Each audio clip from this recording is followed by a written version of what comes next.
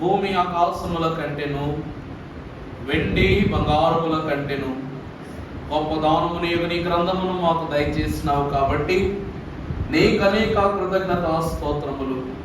నీవు స్వయముగా మాకు చెప్పవలసిన మాటలన్నీ ఈ పుస్తకము యందు నియమించి ఉన్నావు కనుక నీకు మా వందనములు సమర్పించుకొనుచున్నాము తండ్రి.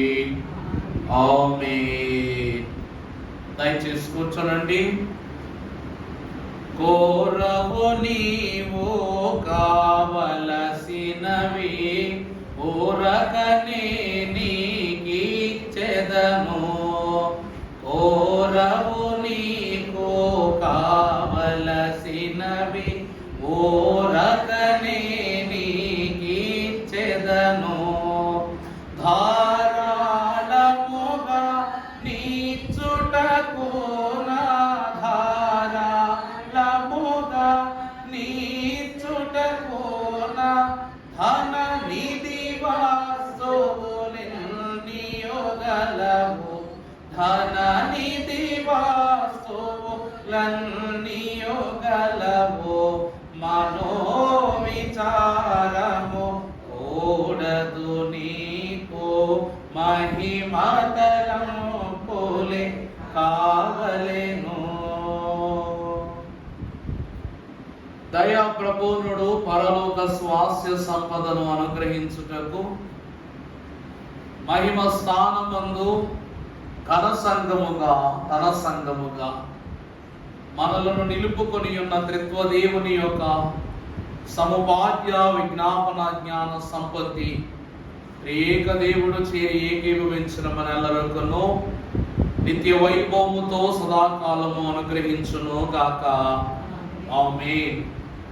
ప్రభువునందు దేవుని ప్రియ సంఘమైన వారలారా, మరి గతించిన 8 దినాలు మరి దేవుని యొక్క ప్రోద్బలంతో ప్రారంభించుకుని ఉన్న వాక్యములో మరి దేవుడిచ్చిన జ్ఞానాన్ని బట్టి, దేవుడు అనుగ్రహించిన మర్మ భాగ్యాన్ని బట్టి మరి అర్హతకు, అనుగుణ్యతకు, అనుభవమునకు దేనికిని కూడా యోగ్యుడను కాను అయ్యున్న నన్ను దేవుడు నిలవబెట్టుకున్నారు. ఆయన జ్ఞానముతో ఉపదేశించవలసిన బోధలో మరి 1% కూడా నేను బోధించలేదని అనుకుంటున్నాను. మరి ఎందుకంటే దైవజనులు అన్నారు, నువ్వు దేవుని చేత వాడబడకపోతే దెయ్యం చేత వాడబడతావు అన్నారు. ఎంత గొప్ప మాట చూసారా? అంటే దేవుడు నిన్ను వాడుకునేటట్లు నువ్వు జీవించలేకపోతే మనల్ని ఎవరు వాడుకుంటారంట? దెయ్యం వాడుకుంటే సాతానుడు వాడుకుంటాడంట. అందుకే దేవా నన్ను నీ పాత్రగా వాడుకొనుము, మలుచుకొనుము అని అంటాడు మహాభక్తుడు. ఈరోజు దైవజనులు ఫాదర్ దేవదాసయ్య గారికి తల్లియు, తండ్రియు, కుటుంబముయు, సహోదరియు, ఇల్లుయు అన్నీయు ప్రభువే ఎందుకున్నారు అంటే దేవుడు ఆయనను ఆయన పని రీతిగా ఉపయోగపరుచుకున్నారు. కాబట్టి నేను దేవుని పాత్రను, దేవుని యొక్క కార్యములను సాఫల్యం చేయుటకు ఏర్పరచబడిన వారు అన్నారు. అదే కానీ నేను లోకమునకు అప్పగించుకుని ఉంటే ఎవరు నన్ను వాడుకుని ఉండేవారు? సాతానుడు. దేవుని ప్రియబిడ్డలారా, భక్తుడంట దేవునితో ఎంత దగ్గరైపోతుంటే సాతానుడు కూడా ఒక రోజు ఒక ఆలోచన వస్తుందంట, వీడు మరింత భక్తి చేసేస్తున్నాడు అని సాతాను కూడా ఆశ్చర్యపోయి అంటాడంట, నువ్వు చేసే భక్తిలో, నువ్వు చూపించే విశ్వాసంలో సాతాను మనసు కూడా ఒకానొక దినాన్ని ఏమైపోద్దంట, వెన్నలా కరిగిపోయి వాడు కూడా చెయ్యేస్తాడంట. అందుకే దైవజనులు అన్నారు, సాతాను దెయ్యాలు సంఘ కార్యములకు సాధనము లేరని నీకు తెలుసునా అన్నారు. అంటే ఎంత భక్తి చేయకపోతే ఘన కార్యాలు చేసే కాలములో ఈరోజు క్రైస్తవ సంఘం ఉన్నది అంటే అదంతయు దేవుని యొక్క పనిని ఎత్తుకుని వారమై ఉన్న మనలను బట్టి. ఇప్పుడు మన సంఘం 100 మంది, కరెక్ట్గా 100 మందికి పైనే రిజిస్టర్ చూస్తే మొత్తం అందరూ తనిఖీ బయటపడద్దు. కానీ ఈరోజు ప్రభు వాక్యం అంటూ ఉంది, దేవుని కొరకు అందరూ వస్తారు కానీ దేవుడు పిలవగా ఆయన పిలుచుకున్నవారు, ఏర్పరచుకున్నవారు మాత్రమే వస్తారట. అలాగే దేవుని పిలుపుని బట్టి ఈ మోషే ధ్యానాలలో మీరు పిలువబడిన వారు, నేను నా బిడ్డలను పేరు పెట్టి పిలుచుకుంటానన్నారు. మీరందరూ ఎవరంట? పేరు పెట్టి పిలువబడిన వారు. ఆ పేరు పెట్టి పిలువబడిన వారి యొక్క వరసలో ఈ యాజక వస్త్రములు అనే క్రమములో మరి యొక్క అంశమును దేవుని వాక్యం ద్వారా ధ్యానం చేసుకుందాం. ఒకసారి స్క్రీన్ మీద ఉన్నటువంటి ఆ టైటిల్ని మీ పెదాలతో చదివితే చాలా సంతోషం. ఒకసారి చదువుతారా? అహరోను యాజక వస్త్రములోని భుజ ఖండములపై ఇశ్రాయేలీల జనన క్రమములో, చూడండి స్పెల్లింగ్ మిస్టేక్ వచ్చింది, 2 లేత బచ్చలు అనగా భుజములపై, భుజ ఖండములపై 2 లేత బచ్చల యొక్క వివరణను ప్రభు వాక్యం ద్వారా ధ్యానం చేసుకుందాం. పరిశుద్ధ గ్రంథంలో నుండి నిర్గమాకాండం 28వ అధ్యాయము 9వ వచనం నుండి చదువుకుందాం. మరియు నీవు 2 చూడండి 2 లేత బచ్చలను తీసుకుని, అమ్మా నా లేత పచ్చలను తీసుకుని, స్పెల్లింగ్ మిస్టేక్ అని చెప్పాను కదా, అందుకే వాటి మీద ఇశ్రాయేలీయుల పేర్లను అనగా వాని జనన క్రమము చప్పున ఒక రత్నములో 6ను తక్కిన 6 యొక్క పేర్లను నీవు చెక్కింపవలెను. ప్రభువునందు దేవుని ప్రియ సంఘమై ఉన్న వారలారా, దేవుని యొక్క వాక్యములో పరిశుద్ధుడు కృపాభరితుడై ఉన్న తండ్రి వారి వారి జనన క్రమము చొప్పున ఇశ్రాయేలీయుల యొక్క పేర్లను ఈ 2 లేత పచ్చల పైన చెక్కమనుట మనము దేవుని యొక్క వాక్యములో ఈ దినమున విపులంగా చూస్తూ ఉన్నాం. దేవుని యందు ప్రియమిడలారా, భక్తులు అంటూ ఉన్నారు, ఈ భుజ ఖండములపై ఒక భుజముపై 6ను మరి ఒక భుజముపై 6ను దేవుడు లిఖిత పూర్వకముగా అనుకరింపజేసిన ఈ వివరణ ఏదైతే ఉన్నదో, ఈ వివరణను మహాభక్తుడైనటువంటి మన తండ్రి గారు సెలవిస్తూ ఉన్నారు. భుజములు బాధ్యతకు సూచన అన్నారు. భుజములు దేనికి సూచన అంటే? బాధ్యత. అందుకే కుటుంబ భారమే కాదు, ఒక వస్తు భారమును కూడా భుజాల మీదే మోయాలి. బరువును మోయడానికి ఏం కావాలంట?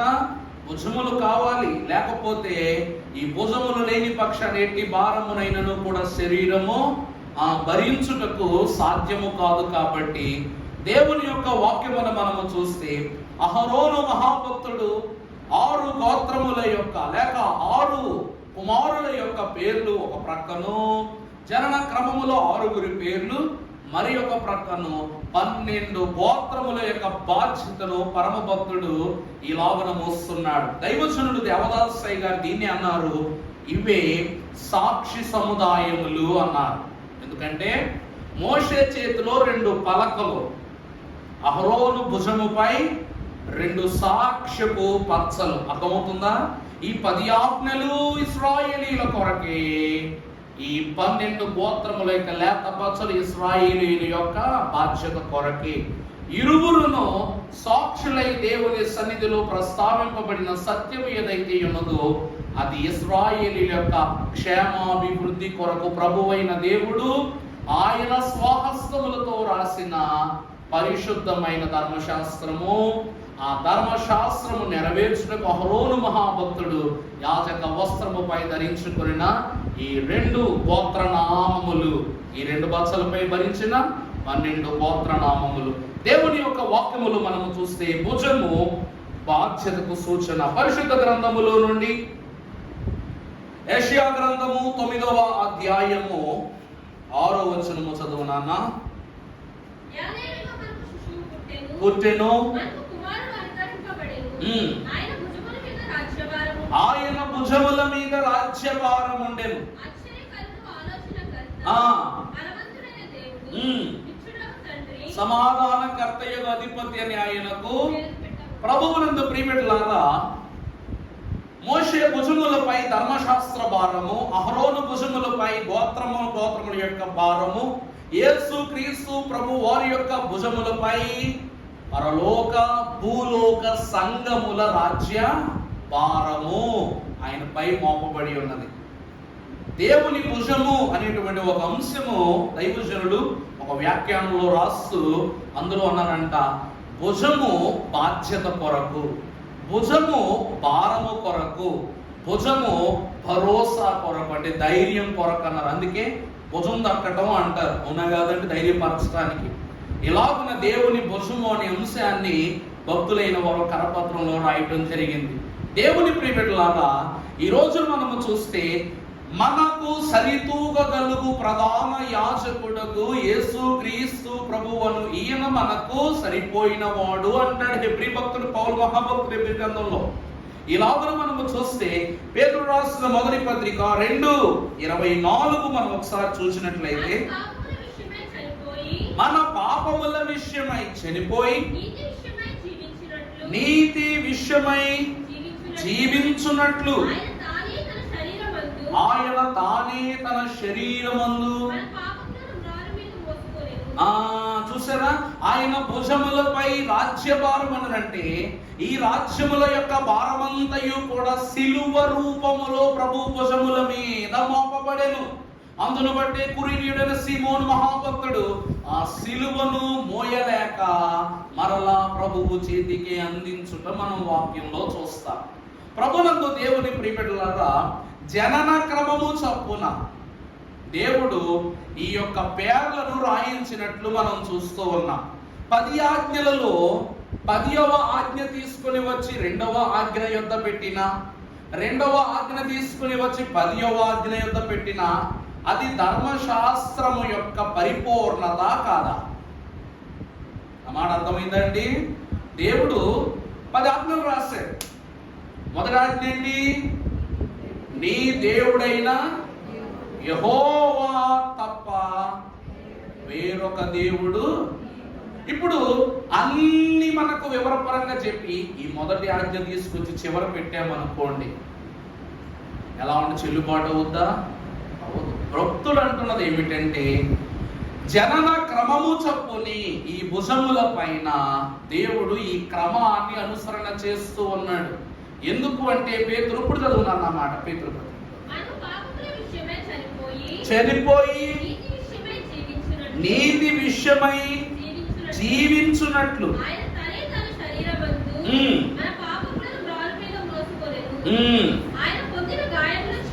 మనకు చాలండి.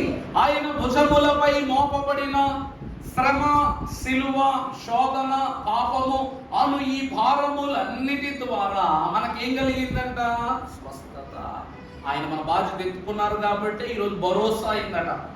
అందుకే వాక్యం అంటూ ఉంది, ఈ 12 గోత్రముల యొక్క వివరణ ఇక్కడ మనము చూస్తే ప్రియులరా, ఈ 2 లేత పచ్చల గొలుసులుండి వీటికి అణువుగా ఈ న్యాయ విధ పథకాన్ని దేవుడు అమర్చినట్లుగా మనం చూస్తున్నాం. అవునా కాదండి? 6 గోత్రములకు ఒక గొలుసు, 6 గోత్రములకు మరొక గొలుసు ఏకాండం చేసి ఈ బలమును బట్టి ఇక్కడ న్యాయ విధాన పథకాన్ని అమర్చినట్లుగా మనం చూస్తున్నాం. ప్రభువునందు ప్రియబిడ్డలారా, అందుకే వాక్యం అంటుంది, భుజములు దేనికి సూచన? బాధ్యతకు సూచన. రెండవదిగా మీరు చూసినట్లయితే 2 లేత పచ్చలు. వాక్యంలో చదువుకుందాం. ద్వితీయోపదేశ కాండం 19వ అధ్యాయం 15వ వచనం చదువుకుందాం. ఒకడు చేయు సమస్త పాపములలో ఏ అధికారమును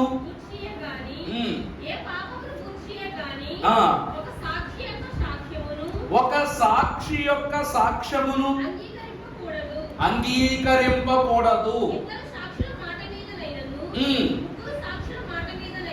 3 సాక్షుల మాట మీదనైనను ప్రతి సంగతి కూడా స్థిరపరచబడును. ప్రభువునందు దేవుని ప్రియబిడ్డలారా, దేవుని యొక్క వాక్యములు మనం చూస్తే అయ్యగారండి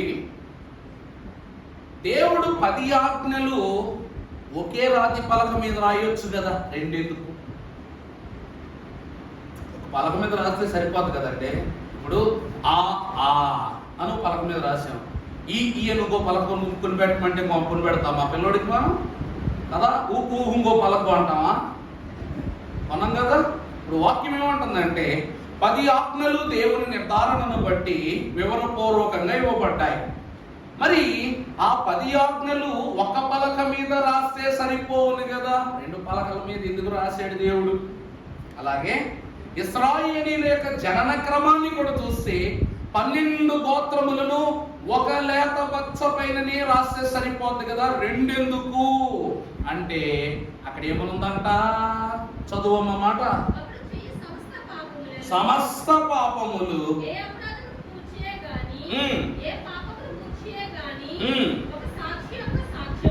ఒక సాక్షి యొక్క సాక్ష్యమును కూడదు.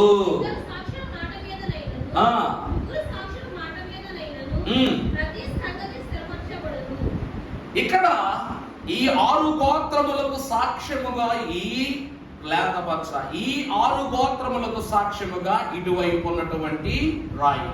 ఉదాహరణకు మీకు ఒక మాట చెప్తా. దేవుడు పరమభక్తుడు మోషేకు ఇశ్రాయేలీయుల యొక్క స్వాస్యాన్ని పంచిపెడుతున్నప్పుడు షిమియోను గోత్రము యొక్క అనుభవ సంపత్తిలో దేవుడు ఒక క్రమాన్ని నిలుపుతూ ఏలాము కొండపైనను గెరిజీము కొండపైనను 2 గోత్రములు, ఈ 12 గోత్రములకు తీర్పు తీరుస్తాడు. ఏంటో తెలుసా? 6 గోత్రాలను దీవెనలో అందించే గోత్రంగా ప్రకటిస్తాడు మోషే మహాభక్తుడు. చూడండి మా తదుపరి 6 గోత్రములు శాపమునకు పాత్రులుగా నిలిచిన గోత్రాలుగా ప్రకటిస్తాడు. వాక్యంలో చూద్దాం. ద్వితీయోపదేశ కాండం 27:11 నుండి ఒకసారి చదువు నాన్న. ఆ దినమందే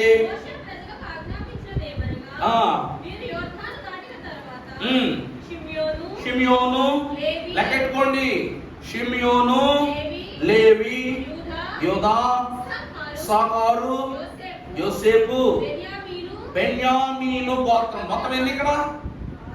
6 గోత్రాలు. తర్వాత ఇప్పుడు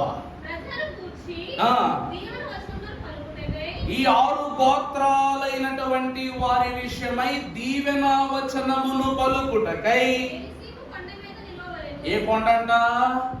గెరిజీము కొండ పైన మోషే నిలువ పెట్టి ఈ 6 గోత్రాల విషయమై దీవెన వాక్కు పలికాడంట. తర్వాత రూబేను, గాదు, ఆషేరు, జెబులూను, దాను, నఫ్తాలి గోత్రముల వారు శాపవచనములు పలుకుటకై ఏబాలు కొండ మీద అప్పుడు లేవీయులు యెహోవాకు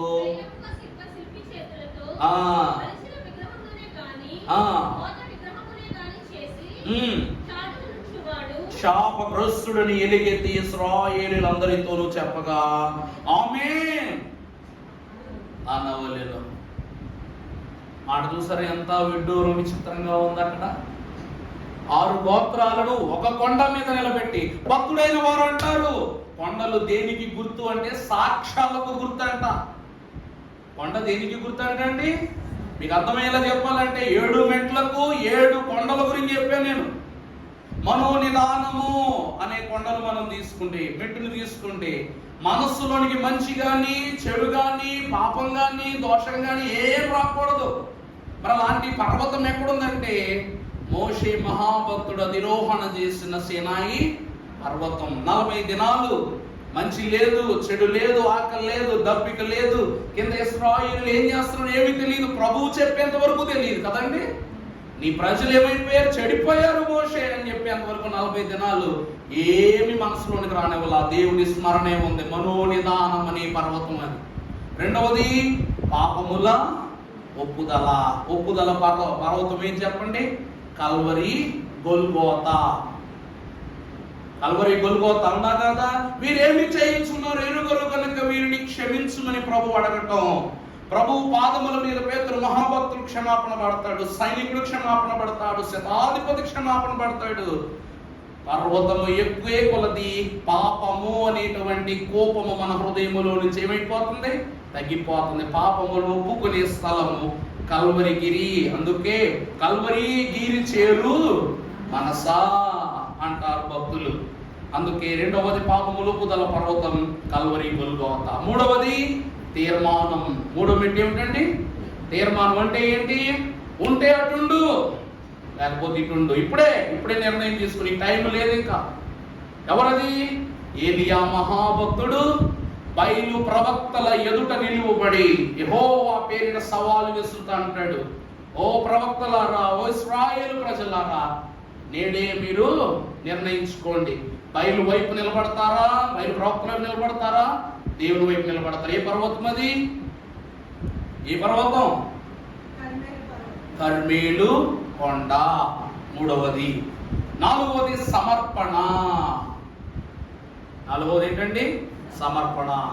దేవుడు నీ ప్రియ కుమారుడగు ఇస్సాకును నాకు బలి అర్పణగా అందించుమనగా, ప్రభువా నీ చిత్తమే సిద్ధించునుగాక అని చెప్పుచు, చిత్తము అని చెబుతూ తన కుమారుడిని తీసుకుని మోరియా పర్వతం మీదకు వెళ్ళి సమర్పణ ఇవ్వటానికి సిద్ధపడ్డాడు. సమర్పణ పర్వతం. కొండే సాక్ష్యం అక్కడ.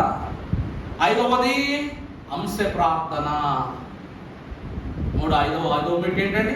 అంశ ప్రార్థన. ప్రతి దినము దేవాలయములో యేసుక్రీస్తు ప్రభువారు బోధించి ఆ తదుపరి సాయంకాలమున యోర్దాను అద్దరికి దాటి ఆయన ఒలీవ కొండకు వెళ్ళి ఆయన ఏం చేస్తున్నారంట? గెత్సెమనీ వనములో మనందరి కొరకు కన్నీరు విడచుచు అంశ ప్రార్థన చేస్తూ ఉన్నారు. అంశ ప్రార్థన పర్వతం కల్వరి, ఒలీవ కొండ. ఆరవదిగా చూస్తే స్తుతి మెట్టు. స్తుతి మెట్టు. పరమ భక్తుడై ఉన్నటువంటి నోవాహు, ఆ తరము వారిలో నీతిమంతుడై ఉన్న నోవాహు మహాభక్తుడు 40 దినముల జల ప్రళయం తర్వాత అరారాతు పర్వతమునకు చేరగానే తన కుటుంబం అంతటిని ఆ స్థలములోనికి సమకూర్చి బలిపీఠం కట్టింది యెహోవాకు స్తుతి చేసాడా లేదా?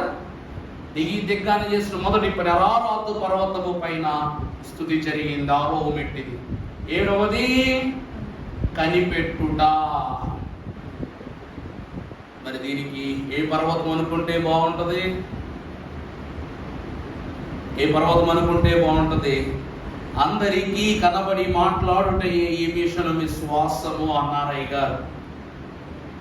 12 మంది శిష్యులను వెంట పెట్టుకుని ఎన్నో ప్రాంతాలకు ప్రభువు వారు సువార్త చెప్పడానికి వెళ్ళినా కూడా ప్రభువు యొక్క మహిమ స్వరూపాన్ని భూమి మీదే ఉండి పరిపూర్ణంగా చవి చూసినటువంటి స్థితి ఎక్కడ ఉంటది అంటే రూపాంతర పర్వతము పైన.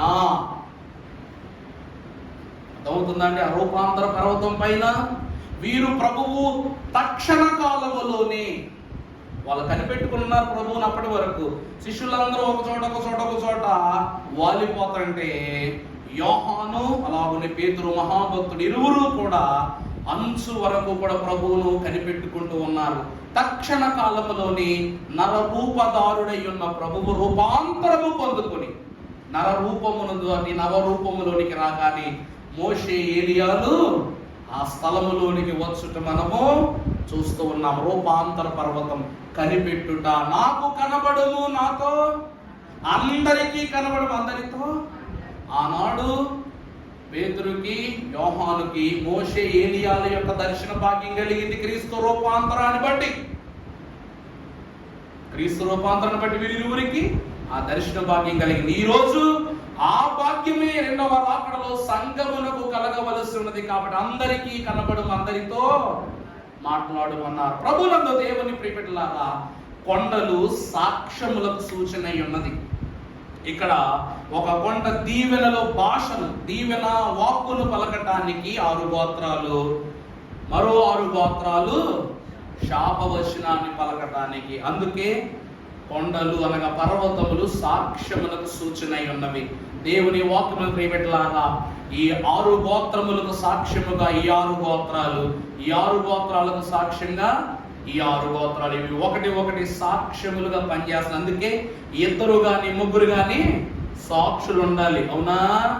నిజం చెప్పాలంటే 12 గోత్రాల్లో యోసేపు అందరికీ సాక్షిగా నిలబడినాడు. యోసేపు మహాభక్తుడు సాక్షిగా నిలబడినవాడు. అలాగునని దేవుని వాక్యమును బట్టి మన సాక్షి ఎవరు అనగా ప్రభు అయిన యేసుక్రీస్తు ప్రభువే. పరిశుద్ధ గ్రంథములో మనము చూసినట్లయితే రెండవదిగా 2 లేత పచ్చలు దేనికి గుర్తు అనగా సాక్ష్యమునకు గుర్తు. మూడవదిగా పరిశుద్ధ గ్రంథములో మనం చూసినట్లయితే కొరింథీయులకు రాసిన మొదటి పత్రిక 14:40.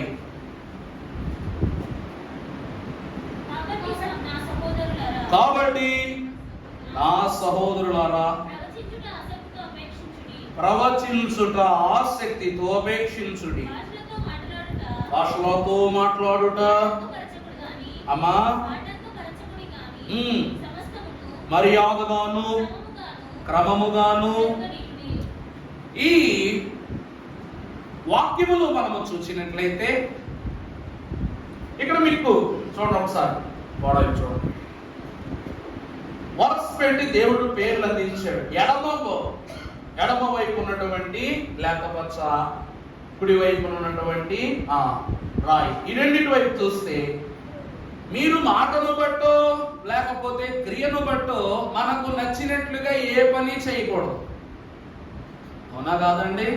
ఇప్పుడు మన తాతల పేర్లు చెప్పుకోకుండా వంశావళి రాసుకోగలమా? ప్రభుదాసయ్య గారు చెప్పుకుంటాం, మాకు తెలుసు కాబట్టి పేరు అంతా అక్కడి నుంచి మొదలెడుతున్నాం కాబట్టి. ఆ తర్వాత ఆయన పెద్ద కుమారుడు, తర్వాత మార్తమ్మ గారు, తర్వాత వారి ఇరువురి తొలి సంతానం జ్యేష్ఠ పుత్రుడు శాలేం రాజయ్య గారు, తర్వాత తండ్రిగా, తర్వాత ఆ పెద్దత్త, తర్వాత ప్రాప్తయ్య గారు, తర్వాత చివరిలో మీరంతా. ఇలాగున్న 4 యొక్క వరస, 5 యొక్క వరస. దాని తర్వాత వీరికి వివాహాలైన రీతిని బట్టి ఎవరు పెద్ద ఎవరు చిన్న అన్నది క్రమంలో వస్తుంది. ఈరోజు వాక్యం అంటుంది, నీవు వారి జనన క్రమము చొప్పుని వారి పేర్లను లిఖించాలి. ఇప్పుడు మొదటి భార్యకు 3 కుమారులు పుట్టి రెండవ భార్యకు మొదటి కుమారుడు పుట్టాడు అనుకో, అయ్యో రెండో భార్య బిడ్డ కదని ఆ పక్కన రాయకూడదంట. ఎట్లా రాయాలి? ఈ 3 బిడ్డల తర్వాత 4వ కుమారునిగా పేరు రాయాలి. అందుకే చూడండి ఎలా ఉంటాయి వివరాలు, ఎలా ఉంటాయి చూడండి. రూబేలు, షిమ్యోను, లేవి, యోదా, దాను, నఫ్తాలి. చివరి లెవెల్లోకి వెళ్ళిపోయి అక్కడ చూడండి గాదు, ఆషేరు, ఇస్సాకారు, జెబులూను, యోసేపు, బెన్యామీను. ఆ క్రమం చొప్పున దేవుడు రాయిస్తూ ఉన్నాడు. ప్రభువు నందు దేవుని ప్రియబిడ్డలారా, దేవుని యొక్క వాక్యం చూస్తూ చదువున 14:40. నా సహోదరులారా, ప్రవచించుట ఆసక్తితో అపేక్షించండి గాని సమస్తమును మర్యాదగాను క్రమముగాను జరుగనీయుడి. సమస్తమును కూడా ఎలా జరగనివ్వాలి? క్రమముగా మర్యాదగా జరగనివ్వాలి. అందుకే యాకోబు మహాభక్తుడు పెద్ద కుమారుని మొదట పిలిచి రూబేను అని పిలిచి తనకి ఇవ్వాల్సిన స్వాస్యము, తను చేసిన తప్పు తెలియజెప్పాడు. చెప్పడే కదా, అంత్య దినాలు సమీపిస్తున్నాయని చెప్తూ. ఆ తరువాత లేవి నీకు కోపం ఎక్కువ, 3వ కుమారుడిగా లేవి నీకు కోపం ఎక్కువ, అందువలన దేవుడు నేను స్వాస్యంగా ఎన్నుకున్నాడు కాబట్టి జాగ్రత్త పడి ఇష్టానుసారం చేయడానికి నీకు అధికారం లేదని హెచ్చరిస్తూ దీవులను అందిస్తున్నాడు. ప్రభువు నందు ప్రియబిడ్డలారా, మూడవది ఈ 2 లేత పచ్చలు దేన్ని సూచిస్తున్నాయంటే క్రమాన్ని సూచిస్తున్నాయి. దేన్ని సూచిస్తున్నాయండి? క్రమాన్ని. బైబిల్ గ్రంథంలో కీర్తన గ్రంథమే ఎక్కువ చదువుతారు, కానీ 66 పుస్తకాలు ఆది కాండము నుండే మొదలు పెట్టాలి. 66 పుస్తకాలు ఆది కాండము నుండే మొదలు పెట్టాలి.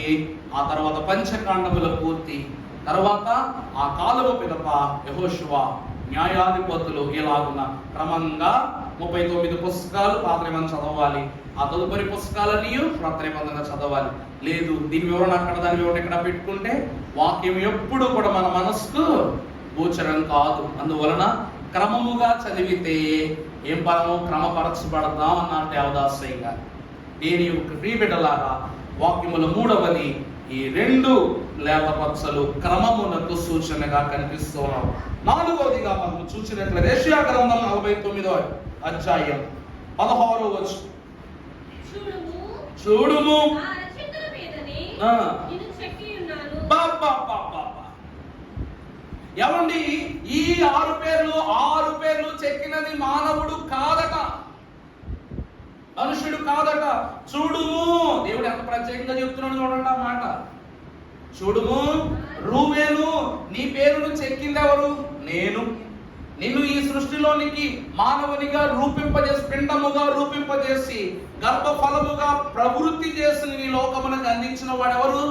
నేను. చూడుము, ఇది దేవుని అరచేయట, అరచేతిలో నిన్ను చెక్కి ఉన్నాను అని ప్రభు అంటున్నారు. ప్రభునందు ప్రియబిడ్డలారా, 4వది దేవుని వాక్యాన్ని బట్టి చూస్తే ఇది చెక్కబడిన పేరు. ఇది ఏమిటంటే చెక్కబడిన పేరు. అంటే మీకు అర్థమయ్యేలా చెప్పాలంటే ఈ పేర్లు దేవుని యొక్క జ్ఞాపకం. ఈ పేర్లు ఏమై ఉన్నవండి? దేవుని యొక్క జ్ఞాపకం. ఈరోజు అది ప్రేమ ఎక్కువైపోతూ కొంతమంది ఏం చేస్తారు, ఇంకోండి, అమ్మ ఐ లవ్ యూ, నాన్న ఐ లవ్ యూ, ఈ మీద కూడా uncle I love you, aunty I love you, darling I love you. అది ఆడికి కనబడదు, జనాలకు చూపించలేడు, కానీ ఏం చేస్తాడు, ఉడిపించేసుకుంటాడు. మొన్న పలంటూ సంఘంలో అన్నమాట, మరి అక్కడ భూస్థాపన కార్యక్రమానికి వెళ్తే చనిపోయిన కుర్రోడు అనమాట. చనిపోయినప్పుడు పాపం పిల్లోడు తండ్రి అంట. పిల్లోడికి 3 సంవత్సరాలు ఎంతో. పుట్టగానే పిల్లోడు కాలెట్టుకొచ్చి ఇక్కడ పెట్టి ముద్ర ఏం చేసుకున్నాడు, దానిపై టాటూ చేయించేసుకున్నాడు. దారిద్ర్యం ఏంటంటేనండి, అతనికి ఈ ముద్ర వేయించుకోవడం వల్ల క్యాన్సర్ వచ్చింది. చూసారా, నా కొడుకు పుట్టగానే కొడుకు పాదం ముద్ర ఇక్కడ, కుడి పాదం ముద్ర ఇక్కడ పెట్టుకుని గుండె పైన పచ్చబొడి పిచ్చుకున్నాడు. కానీ వాడు దిక్కుమాల సూదులు ఏదో వాడేసినట్టున్నాడు. పాపం ఏమైపోయింది, సెప్టిక్ అయిపోయి క్యాన్సర్ ఏదో వచ్చేసి ఆ పరిస్థితిని బట్టి చనిపోయాడు. ఆనందంతో వేయించుకుంటే ఆయుష్ తీసేస్తుంది. దేవుని ప్రియబిడ్డలారా, ప్రేమ అనునది శాశ్వత జీవమునకు నిదర్శనముగా ఉండాలి. అందుకే దేవుడు అంటున్నాడు, అరచేతుల మీద నేను నిన్ను చెక్కుకుని ఉన్న దాని జ్ఞాపకం ఎలా ఉండాలి, ఇలా ఉండాలి. నీ ప్రేమ నలుగురికి కనపడక్కల. నువ్వు వేసుకునే సిలువు ముద్ర ఎవరికంటికి కనపడుతుంది చెప్పండి?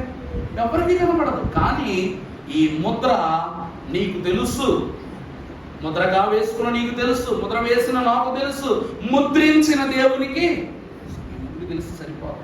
అంతే తప్ప సర్వ సమాజానికి మనం చూపనక్కర్లా, కనపరుచుకోనక్కర్లా.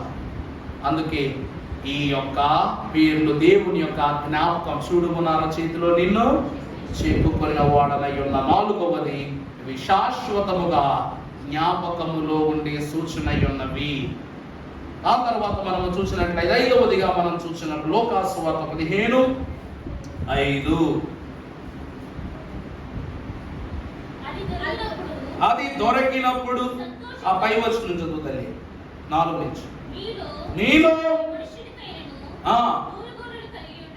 100 గొర్రెలు కలిగి ఉండగా వాటిలో ఒకటి తప్పిపోయిన ఎడల అతడు 99 వాటిని తప్పిపోయినది దొరుకు వరకు దానిని వెదక వెళ్ళడా,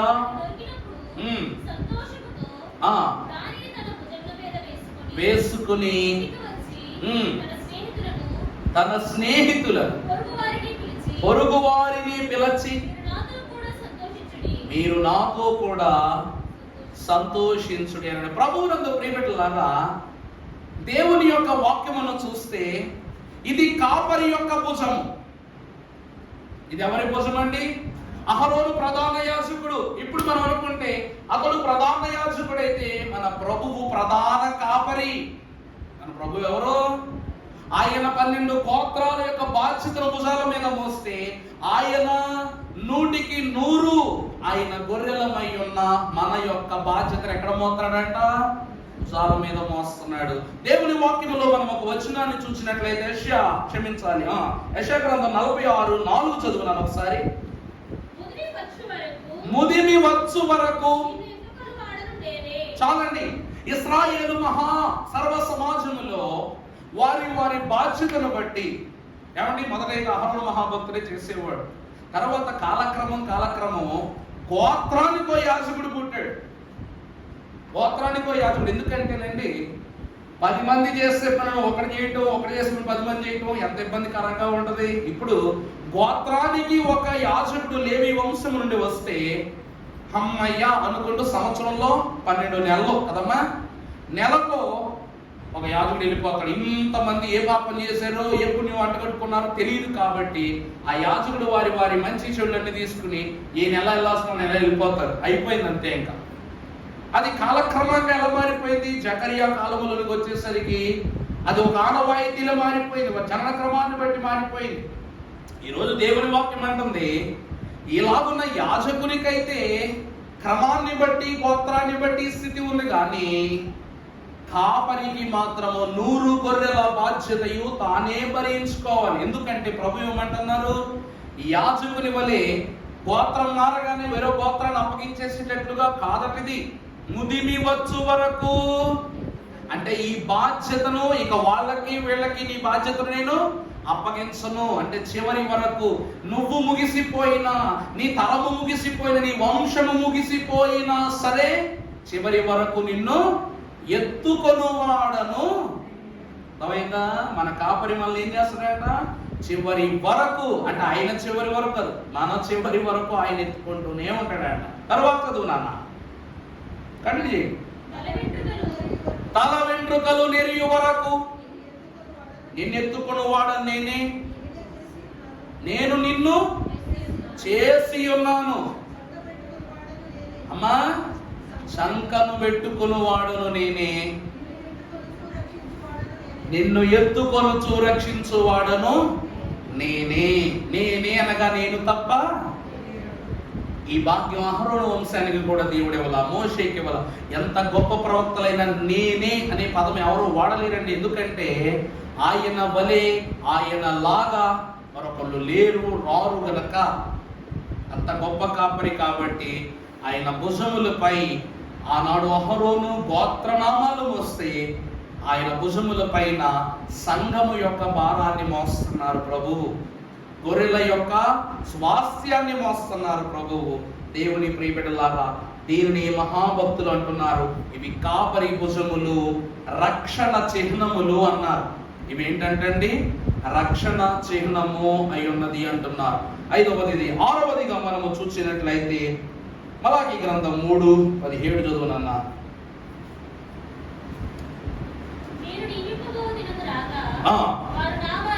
వారు నా వారై వారు నాకు స్వకీయ సంపాద్యమై ఉందురు. తండ్రి తాను సేవించు కుమారుని కనికరించినట్లు అమ్మా నేను వారిని కనికరింతునని. చాలండి. ఏమండి, ఈ భుజముల మీద మోస్తున్నటువంటి గోత్రనామముల యొక్క భారము, బాధ్యత ఒక యాజకుడిగా ప్రభువు మోయమని చెప్పటము లేదక. లేవి, నువ్వు ఒక తండ్రి వలె. సైన్యములకు అధిపతి యొక్క యెహోవా వాక్కు, తండ్రి తన కుమారుని బాధ్యతను ఏలాగున పుచ్చుకొనునో అలాగునే ఈ 12 గోత్రములను నీవు యాజకుని వలె కాక తండ్రి వలె బాధ్యత పుచ్చుకుని వారి జనన వివరమును గూర్చి నా ఎదుట విజ్ఞాపనము చేయమని ప్రభువు మొరపెడుతూ ఉన్నాడు. ఈ వాక్యాన్ని పరమభక్తుడు పేతురు మహాభక్తుడు మొదటి పత్రిక 2:9 సెలవిస్తూ ఇలాగనంట. నా చదువుమా.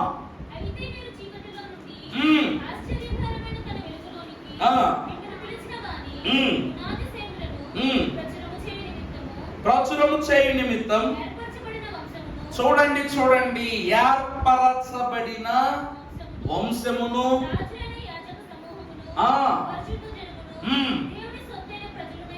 దేవుని సొత్తైన ప్రజలను అయి ఉన్నారు. ప్రభువునందు దేవుని ప్రియబిడ్డలారా, క్రీస్తు ఏర్పాటు నరుడు. క్రీస్తు ఎవరండి? ఏర్పాటు నరుడు.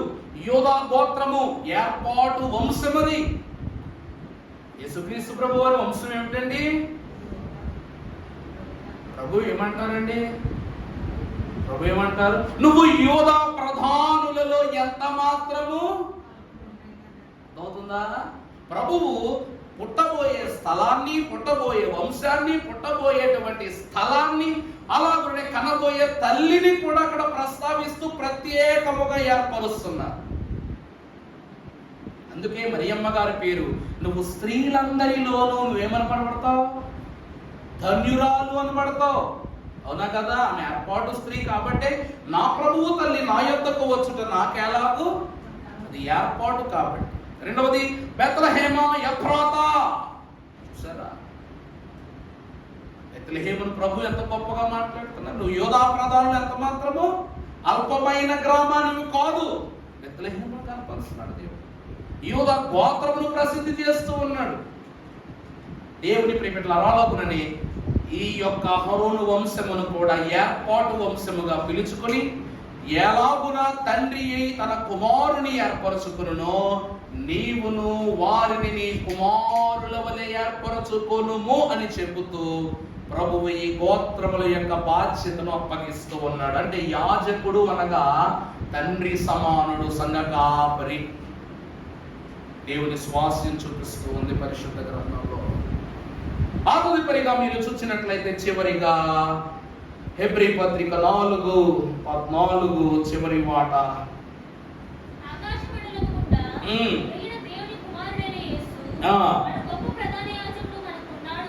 కనుక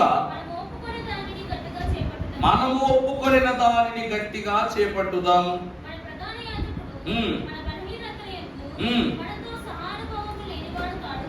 మన బలహీనతల యందు సహానుభవము లేనివాడు కాడు గాని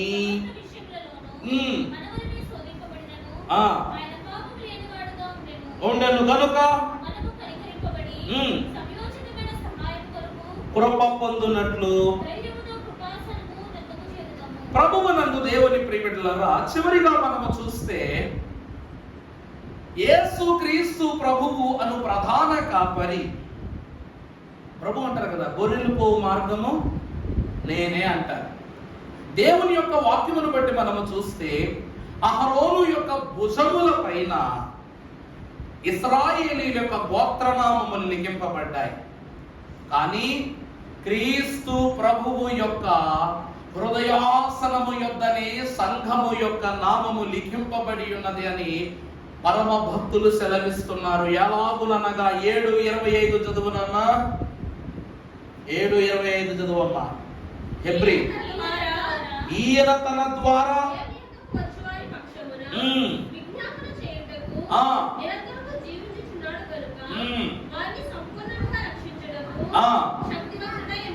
చాలండి.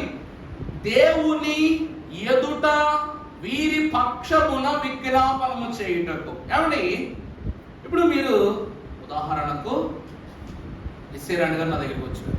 అయ్యారండి, మా కుటుంబం కోసం ప్రార్థన చేయండి అన్న. అప్పుడు దేవా మీరు కుటుంబాన్ని దీవించు, ఆయన ఇస్సేరాణి గారు కుటుంబం దీవించు ప్రార్థన చేస్తారు. మామూలుగా ప్రార్థన చేయడానికి అమ్మా మీ భర్త పేరు చెప్పండి, మీ బిడ్డల పేర్లు చెప్పండి, ఏమేమి అంశాలు ఉన్నాయి చెప్పండి, అన్నీ తెలుసుకుని వివరంగా ప్రార్థన చేయడానికి మా కుటుంబం కోసం సింపుల్గా చేయడానికి ఎంత తేడా ఉంటుందో చూడండి ఒకసారి. పోనీ ఇదివరకు ఎందుకు ఎవరైనా నాకు ఒక ఉత్తరం పట్టుకొచ్చి ఇచ్చారు, అందులో రాజేష్ అనే యువకుడి కొరకు ప్రార్థన చేయమని ఉంది. ఊర్లో ఎంతమంది రాజేష్లు ఉంటారు చెప్పండి? ఊర్లో ఎంతమంది రాజేష్లు ఉంటారు? మండలంలో ఎంతమంది ఉంటారు? మరి ఏ రాజేష్ కోసం చేయాలి నేను ప్రార్థన? ఆ రాజేష్ ఎవరో ఏంటో ఇంటి పేరు రాసుకుని రావాలా, సమస్య ఏంటో రాసుకుని రావాలా, ఏ రీతిని బట్టి ప్రార్థన అవసరంతో కోరుకున్నాడో రాసుకుని రావాలి. అన్ని వివరంగా చెబితేనే. దైవజనుడు దేవదాసయ్య గారు అన్నారు, దీవెనలు తారుమారు ఎగుటకు కారణము మనమేనంట. మన దీవెనలు పక్కోళ్ళకి వెళ్ళిపోవటానికి, మన పరిస్థితులు చక్కపరచబడకపోవడానికి కారణం మనమేనంట. అవునా కాదండి? ఇప్పుడు పరమభక్తుడైనటువంటి యాకోబు దీవెన పొందుకోవడానికి కారణం ఎవరు?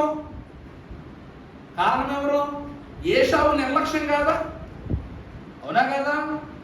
తండ్రి యొక్క చిత్తాన్ని అతడు నెరవేర్చుట నిమిత్తమై ఏశావు నన్ను దాటి నా తండ్రి నా జ్యేష్ఠత్వాన్ని నా తమ్ముడికి ఇవ్వడు అన్న ధీమాతో నిర్లక్ష్యం చేసుకున్నాడు. నిర్లక్ష్యం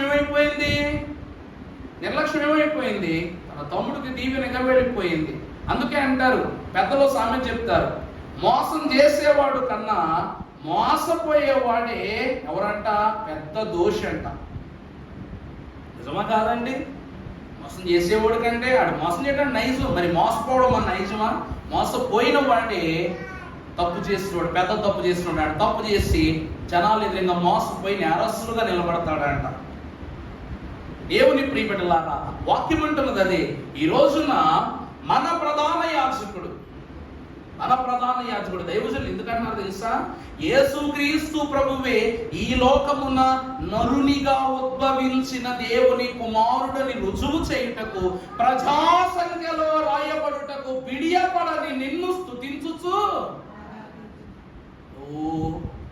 హేరోదుకు భయపడలా, ఔగుస్తుకు ఎవరికే భయపడలా. నీ పేరును ధైర్యంగా లిఖితపూర్వకంగా చెప్పావు కాబట్టి ఈ రోజు క్రీస్తు పేరిట ప్రార్థన చేస్తుంది సంఘం, క్రీస్తు పేరిట తండ్రిని మహిమపరుస్తుంది.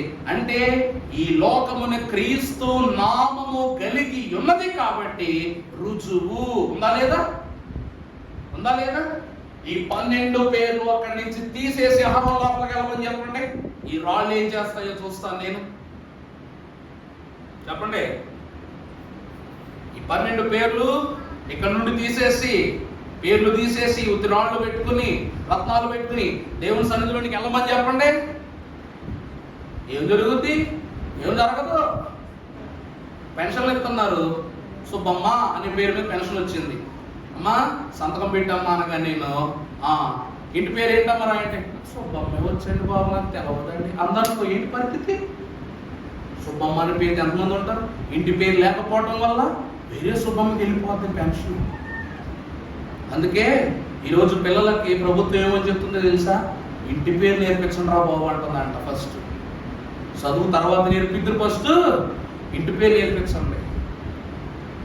ఈ మధ్య చెప్పంలే పెద్ద యుద్ధమే జరిగింది మా గతంలో. సులోచన గారు ఉన్నప్పుడు పిల్లలందరికీ ఎగ్జామ్ పెడితే ఎగ్జామ్ రాయమంటే ఎగ్జామ్ ఆడితే ఇప్పుడు పేర్లు ఎలా రాసేది తెలుసు అసలు. ఫస్ట్ కొంతమంది వాళ్ళు ఇంగ్లీష్లో తెలుగులో రాయమన్నాం.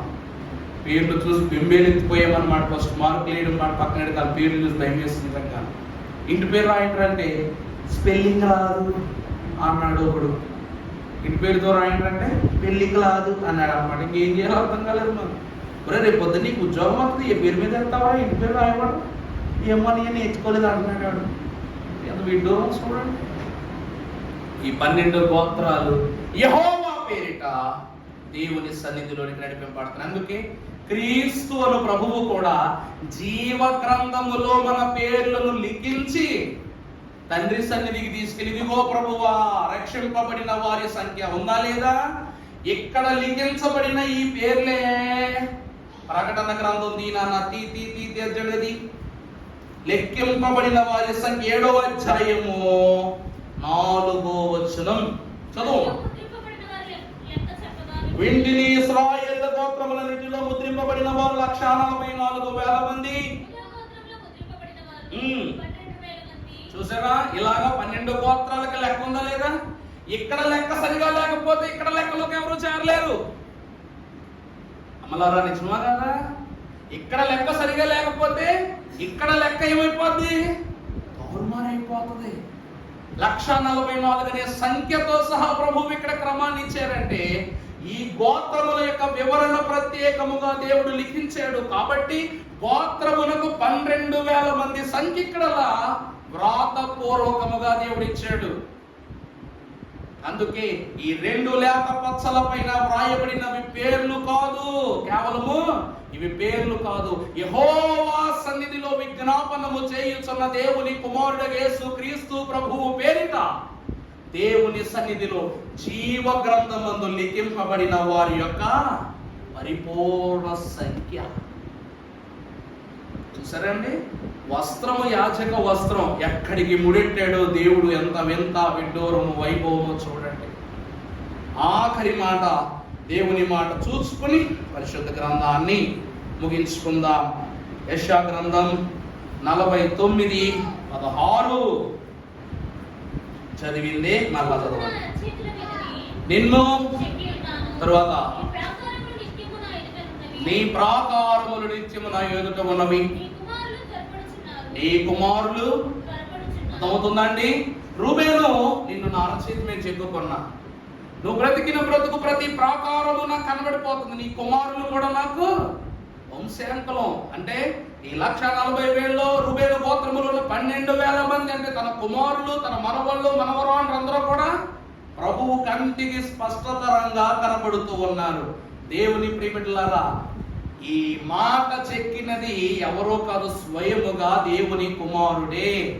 మనం వాక్యములో చూస్తాం, ఆయన వంగి, అర్థమైందా? ఆయన రాసింది నేల మీద రాత కాదు, నా నెత్తి మీద రాత. ఇది మాత్రం ఖచ్చితంగా గుర్తుపెట్టుకోవాలి, అవునా కాదా? దైవజనులు అన్నారు, అయ్యా ప్రభువు ఏం రాశారు అక్కడ? ప్రభువు వంగి ఏం రాశారు అని అడిగితే అయ్యగారు అన్నారంట, ఏమి రాసినా అది నీ కోసమే రాశారని మాత్రం గుర్తుపెట్టుకో అన్నారు. అవునా కాదా? ప్రభు తన కోసం ఏది రాసుకోలేదు, ఎప్పుడు తన కోసం ఏది సమకూర్చుకోవాలా. ఆయన సమకూర్చిన, సంతృప్తిగా భద్రపరచిన అన్ని ఎవరి కొరకు? ఎవరి కొరకు? మన కొరకే. ఆయన ఏమి రాసినా అది మన తలరాతేనని జ్ఞాపకం చేసుకోవాలి. అది మన మేలు కొరకే జ్ఞాపకం చేసుకోవాలి. అది మన హెచ్చరించుటకే జ్ఞాపకం చేసుకోవాలి. అది మనను మేలు కలిగిన తన రాజ్యమును నడిపించుటకే సూత్రము, సూక్ష్మము, సత్యము అని జ్ఞాపకం చేసుకోవాలి. అక్కడ రాసేది నేల రాతలు కాదు, నేల రాతలు, నీలి రాతలు కాదవి. అవి ఏ రాతలంట? మన జీవితము యొక్క తలరాతలు. అది భక్తులు ఎంత క్లుప్తంగా ఈ వివరణను చెప్తున్నారంటే, అక్కడ రాయబడినవి పేర్లు కాదంట, వంశావళుల యొక్క తీర్లు, వంశావళుల యొక్క ఏర్పాటు, వంశావళుల యొక్క ఎడబాటు, తోడ్పాటు, దేవుని సన్నిధిలో వారికి ఇవ్వబడిన ప్రత్యేక స్థానం. ఇక్కడ లిఖింపబడితే అక్కడ రాతుంటది, యేసుక్రీస్తు ప్రభు పేరిట వచ్చు వారందరూ దీవింపబడుదురుగా కానీ దేవుని యొక్క వాక్యం సెలవిస్తుంది. అవునా కాదా? అట్టి రాతలో దేవుని యొక్క ఖ్యాతిని గడిస్తూ ఇశ్రాయేలు గోత్రములకు అహరోను కాపరి అయి ప్రధాన యాజకుడు నిలిచినట్లుగా మన హృదయమున మెత్తడి మనస్సులపై మంచి మాటలు రాస్తున్న ప్రభువే, పరలోకపు తెల్లని రాతిపై మీ పేర్లను లిఖింపజేసి మిమ్మల్ని నిత్యము ప్రకాశమానమైన వాక్య సంపుటి చేత ప్రభావితము చేసి దీవించును గాక. ఆమేన్. ఎంత శోధన